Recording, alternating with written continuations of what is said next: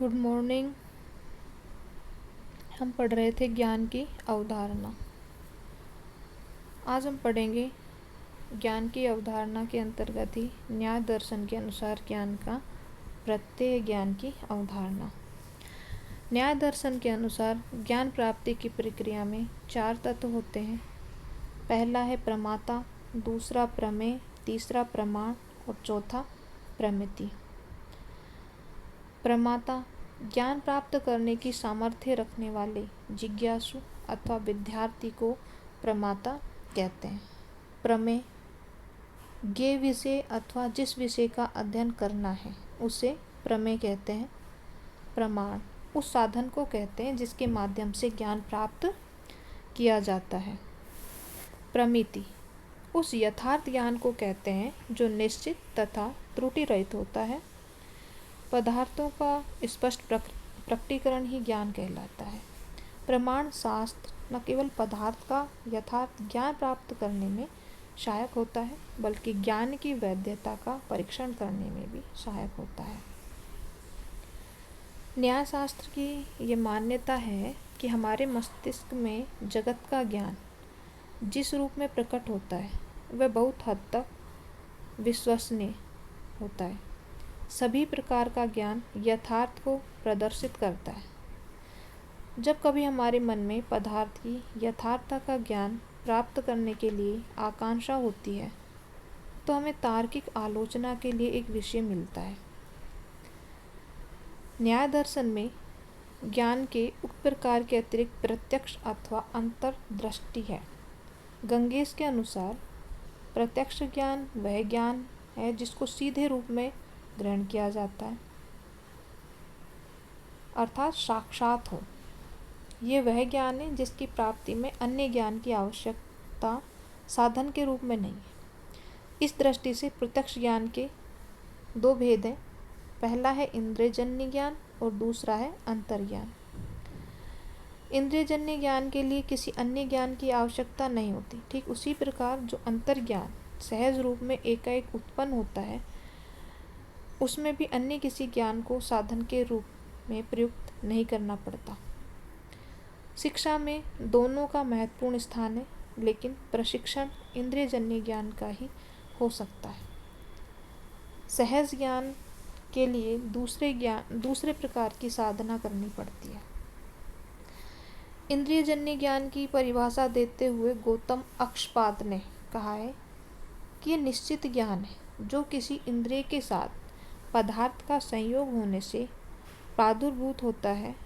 यह भ्रम रहित होता है और निश्चित होता है। धर्म कीर्ति के अनुसार प्रत्यक्ष ज्ञान 4 प्रकार का होता है।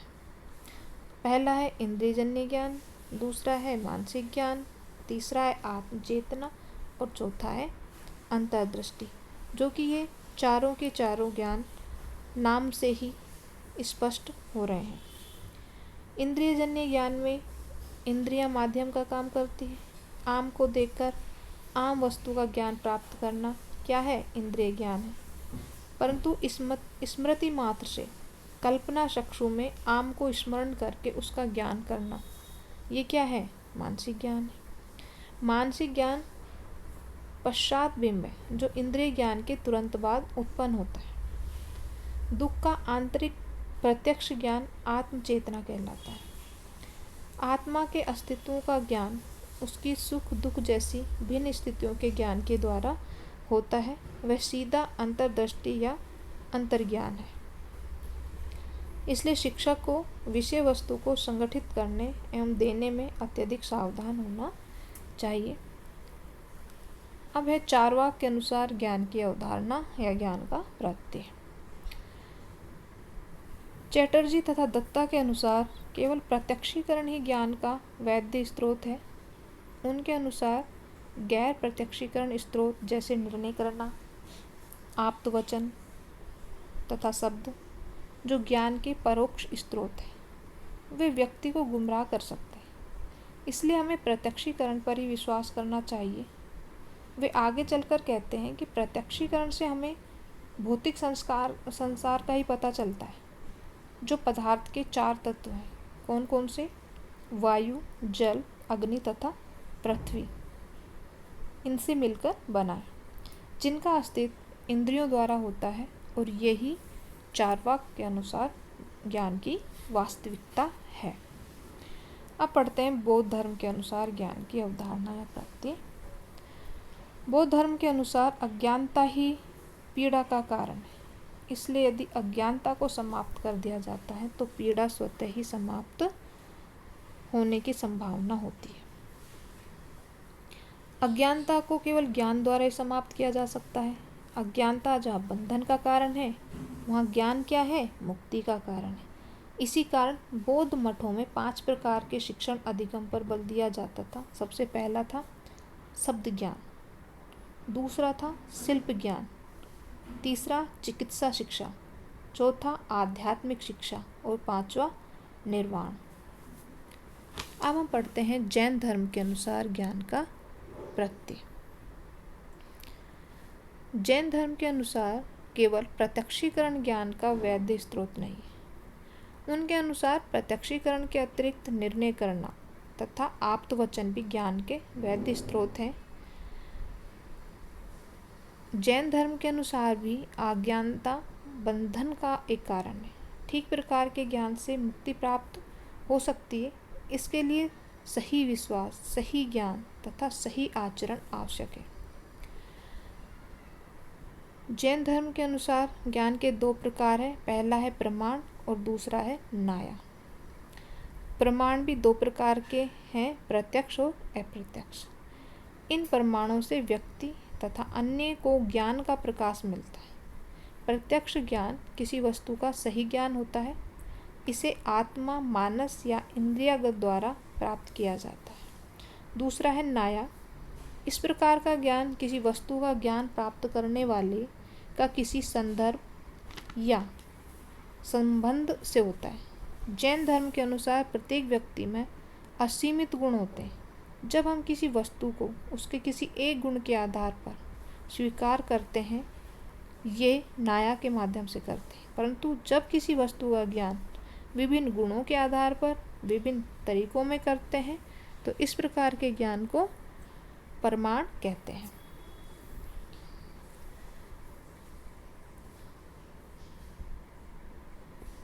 अब हम पढ़ेंगे रसेल के अनुसार ज्ञान की अवधारणा। रसेल ने अपनी पुस्तक द प्रॉब्लम्स ऑफ फिलोसफी में ज्ञान के 2 प्रकार बताए हैं। पहला परिचयात्मक ज्ञान और दूसरा है वर्णनात्मक ज्ञान। परिचयात्मक ज्ञान जब बिना किसी आनुमानिक प्रक्रिया अथवा तथ्यों के ज्ञान की मध्यस्थता के किसी वस्तु का अपरोक्ष बोध होता है, तो उसे परिचयात्मक ज्ञान कहते हैं। परिचयात्मक ज्ञान हमें नाम से ही परिचय करवा रहा है कि किसी भी वस्तु, किसी भी स्थान, किसी भी जगह, किसी भी ज्ञान का एकमात्र परिचय। वर्णनात्मक ज्ञान तो ये पूर्णतया परिचयात्मक ज्ञान पर निर्भर करता है कि जिस चीज़ को हमने सिर्फ एक सूचना मात्र माना था, वर्णनात्मक ज्ञान में उसमें तथ्यों को और मध्यस्थता के लिए किसी वस्तु को प्रत्यक्ष रूप से एग्जाम्पल यानी उदाहरण देकर समझाया जाता है। परिचयात्मक ज्ञान के भी 2 तत्व हैं। परिचयात्मक ज्ञान के तत्व रसेल के अनुसार पढ़ते हैं पहले। तो रसेल के अनुसार इसके 5 तत्व हैं। पहला है इंद्रिय प्रदत्त, दूसरा है स्मृति द्वारा प्रस्तुत स्मरण की गई वस्तुएं, तीसरा है अंतर्दृष्टि द्वारा अनुभूत हमारी मानसिक प्रक्रिया है, चौथा है सामान्य और पांचवा है ज्ञाता के रूप में आत्मा अथवा मन। लेकिन द प्रॉब्लम ऑफ फिलोसफी में रसेल ने 4 तत्व ही स्वीकार किए हैं। आत्मा और मन को इसमें सम्मिलित नहीं किया है। सैमुअल अलेक्जेंडर के अनुसार ज्ञान की अवस्था में मन और वस्तु समान स्तरीय है। वस्तु की अपेक्षा मन कोई उच्चतर तत्व नहीं है। ज्ञाता और ज्ञेय में विलक्षण संबंध ना होकर केवल ज्ञेय वस्तुओं का पारस्परिक संबंध है। ग्रीन के अनुसार ज्ञान की शक्ति मनुष्य में अभौतिक स्वरूप का द्योतक है। ग्रीन का कहना है कि ज्ञान के 2 पक्ष हैं, एक है सैद्धांतिक व दूसरा व्यवहारिक पक्ष। अनुभव जगत को एक व्यवस्थित रूप देना प्रथम पक्ष का कार्य है और मानव व्यवहार को एक नैतिक आदर्श के आलोक में व्यवस्थित करना दूसरे पक्ष का कार्य है। ग्रीन के अनुसार ज्ञान अंतः प्रकाश है। ज्ञान शारीरिक एवं प्राकृतिक क्रियाओं के परिणाम स्वरूप उद्भूत स्वयं एक प्राकृतिक घटना नहीं है।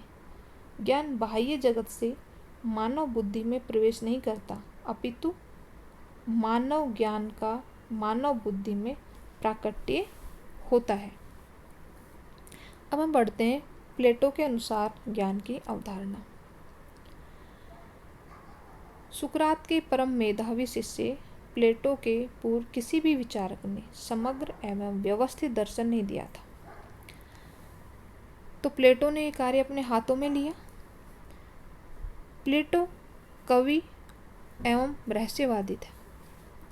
दार्शनिक और न्यायवादी होने के साथ साथ उसमें रहस्यवादी भावनाओं, काव्य कल्पनाओं, अमूर्त विचारों तथा तार्किक विश्लेषण की प्रवृत्तियों का विलक्षण समन्वय था।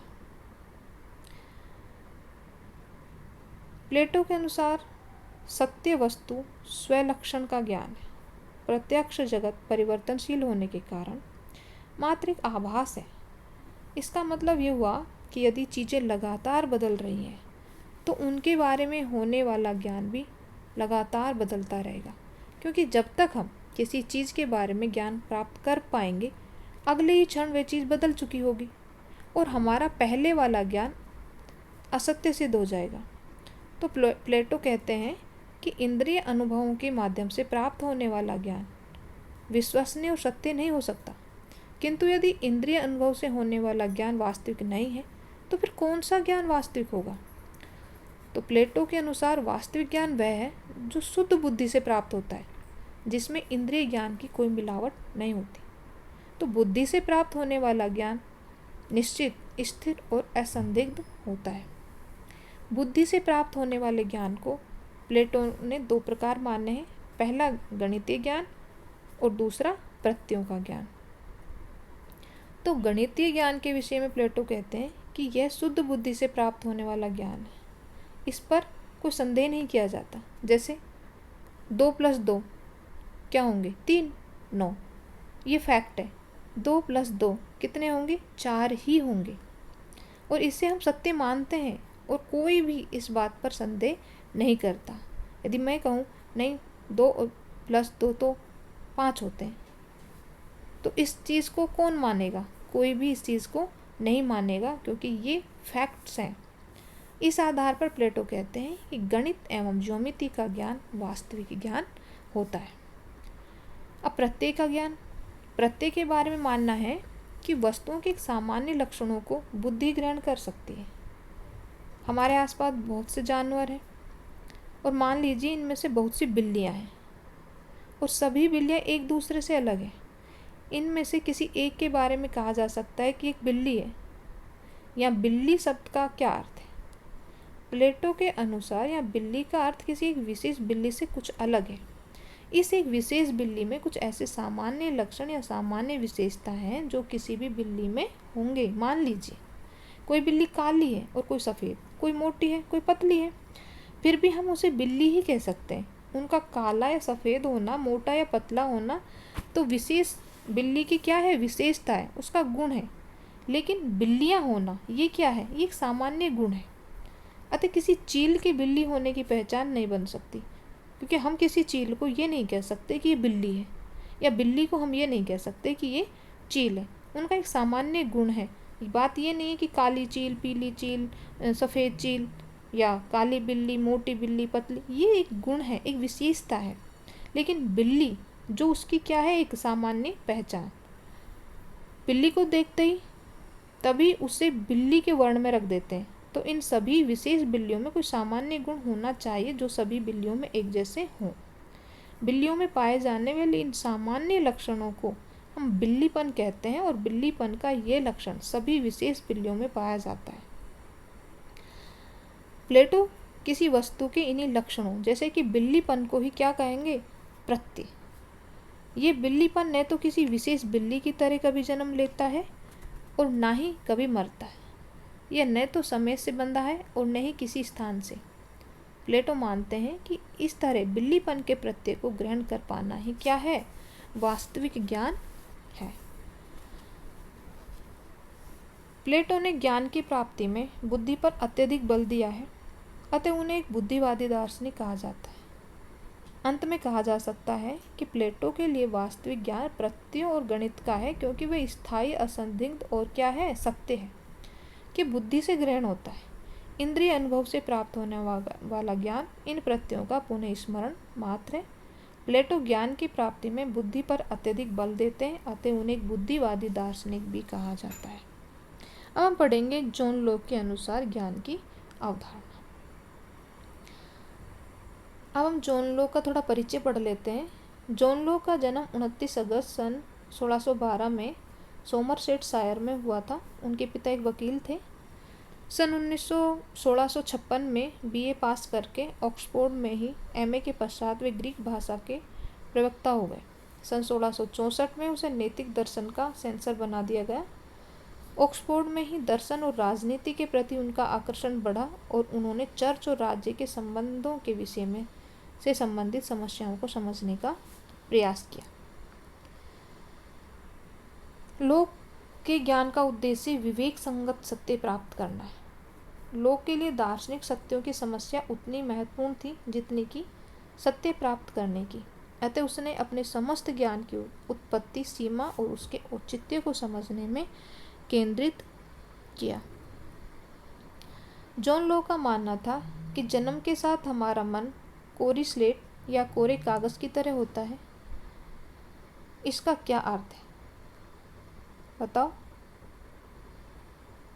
जैसा कि हमने प्लेटो के अनुसार देखा कि प्रत्यय जन्मजात रूप से इंसान के मन अथवा आत्मा में रहते हैं। अनुभव तो उसका क्या होता है, एक स्मरण मात्र करवाते हैं। इससे उल्टा लोग कहते हैं कि कोई भी प्रत्यय जन्मजात रूप से इंसान के मन में नहीं होता, लेकिन हमारा सामान्य ज्ञान हमें बताता है कि हम देखते हैं कि बड़े होने पर तो इंसान के मन में समान तरह का ज्ञान अथवा प्रत्यय होते हैं, जैसे पेड़, पानी, हवा, किताब, पेन, खेत, फसल, रंग, फल आदि। फिर ये प्रत्यय कैसे बनते हैं? जॉन लोक कहते हैं कि जन्म के बाद अनुभवों के जरिए तमाम अवधारणाएं इंसान के मन में बनती है। उनका मानना है कि किसी भी तरह का ज्ञान प्राप्त करने के लिए इंद्रिय अनुभव पहला कदम होता है। पश्चिमी दुनिया के लिए क्रांतिकारी सिद्धांत था। इससे पहले या तो बुद्धि को ज्ञान का स्रोत माना जाता था या फिर बाइबल के ज्ञान को। ऐसा पहली बार हुआ जो अनुभव के ज्ञान को माना, इसलिए पश्चिमी दुनिया में इन्हें अनुभववादी धारा का दार्शनिक माना जाता है। किसको? जॉन लोक को। जॉन लोक मानते थे कि हमारा समस्त ज्ञान इंद्रिय अनुभव से अर्जित होता है। हालांकि उन्होंने गणित और तर्कशास्त्र के ज्ञान को इसका अपवाद जरूर माना। उन्होंने प्लेटो और देकार्त के जन्मजात प्रत्ययों के सिद्धांत का विरोध करते हुए कहा कि कोई भी प्रत्यय और सिद्धांत कैसे नहीं होते, जन्मजात नहीं होते, क्योंकि प्लेटो और देकार्त ने क्या माना है, जन्मजात माना है प्रत्ययों को। उनका मानना था कि हमारी अवधारणाएं और ज्ञान दो तरह से बनता है, एक इंद्रिय संवेदना के जरिए और दूसरे चिंतन द्वारा। अर्थात इंद्रिय संवेदना से प्राप्त अनुभवों को जोड़कर मन की भूमिका द्वारा। उदाहरण के लिए मैं भी एक फूल को दिखाती हूँ। ये गुलाब का फूल है मान लो तुम, और इसका रंग कैसा है, गुलाबी है, लाल है। और इससे हम कैसे देख रहे हैं, अपनी आँखों से देख रहे हैं। और इसकी गंध को किससे महसूस करेंगे, अपने नाक से। तो इसे छूने पर ये कैसा लग रहा है हमें, ये मुलायम, हल्का सा चिकना भी लग रहा है। तो स्पर्श के माध्यम से भी जान पा रहे हैं। तो हमने इन सब चीज़ों को कैसे देखा, अपनी आँख से देखा, गंध से उसको महसूस किया, और छूने पर हमें उसका क्या पता चला कि मुलायम और चिकना है। तो और इस तरह यदि इसको चखें तो इसके स्वाद को कौन फील कर रहा है, जीभ। तो गुलाब के फूल के बारे में ये सभी अनुभवों को ग्रहण कर इसे गुलाब के फूल के साथ पिरो देता है, और ये गुलाब के फूल के बारे में एक ज्ञान हो गया। ज्ञान क्या हुआ कि उसके रंग के बारे में पता चला, उसकी गंध के बारे में पता चला, उसके छूने से उसकी प्रकृति के बारे में पता चला और चखने से उसके स्वाद के बारे में हमें पता चला। तो लोग इन प्रत्ययों को दो श्रेणियों में रखते हैं, पहला वो सरल प्रत्यय और दूसरा जटिल प्रत्यय। लोग सरल प्रत्यय को अनुभव की सबसे छोटी इकाई के रूप में देखते हैं, जो कि सीधे इंद्रिय संवेदना के माध्यम से बनते हैं। जैसा कि अभी हमने जो फूल के माध्यम से समझा था वो क्या था, एक सरल प्रत्यय था।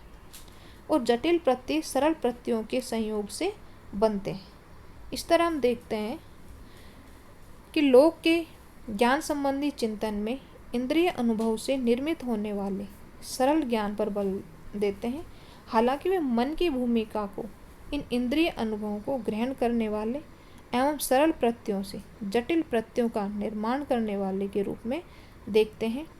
इंद्रिय अनुभव के माध्यम से ज्ञान की निर्मित शिक्षा में खास महत्व रखती है।